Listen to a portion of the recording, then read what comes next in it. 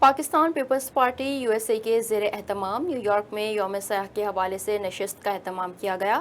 تقریب کے مہمان خصوصی PPP لاہور کے سیکریٹری فائنانس محمد اشرف خان تھے۔ شرکاء کا کہنا تھا کہ ذوالفقار بھٹو نے اپنی قوم کی خاطر پھانسی کا پھندا گلے میں ڈالا، قبول کیا، لیکن عامر کے سامنے سر نہیں جھکایا۔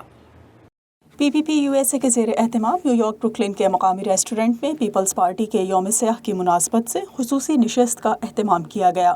اس موقع پر پاکستان سے امریکہ کے دورے پر آئے ہوئے PPP لاہور کے سیکریٹری فائنانس محمد اشرف خان کے اعزاز میں عشائیہ بھی دیا گیا۔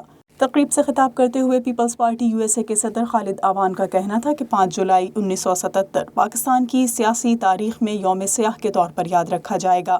قائد عوام کی حکومت کے خاتمے کے بعد پیپلز پارٹی کی قیادت اور کارکنان پر مظالم کے پہاڑ توڑے گئے، مگر پیپلز پارٹی نے ملک میں آئین و جمہوریت کے لیے ہر ظلم کا مقابلہ کیا۔ یہ جو 5 جولائی 1977 کا دن ہے نا، یہ پاکستان کے ماتھے پہ ایک سیاہ داغ ہے۔ مہمان خصوصی محمد اشرف اور دیگر کی آمد کا شکریہ ادا کرتے ہوئے پیپلز پارٹی نیو یارک کے صدر ظفر چٹھا کا کہنا تھا کہ 5 جولائی کو ضیاء الحق نے جو کیا اسے قوم آج تک بھگت رہی ہے اور اس ظلم و ستم کی یاد آج بھی تازہ ہے۔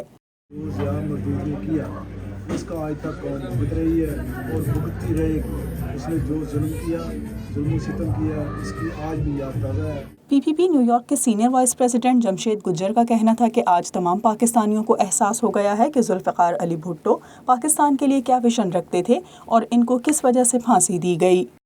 جتنے بھی دوست پاکستان میں ہیں وہ شاید پیپل پارٹی کے ہیں یا نہیں ہیں، ابھی سب لوگوں کو احساس بھی ہو گیا ہے کہ ذوالفقار علی بھٹو نے کیا کہا تھا، وہ کیا کس وجہ سے اس کو پھانسی چڑھا دیا گیا ہے۔ تقریب سے خطاب کرتے ہوئے مہمان خصوصی محمد اشرف کا کہنا تھا کہ بھٹو نے جو کام کیے وہ تاریخی تھے اور یہی وجہ ہے کہ زندہ ہے بھٹو زندہ کی آواز آج بھی گونجتی ہے اور ہمیشہ گونجتی رہے گی۔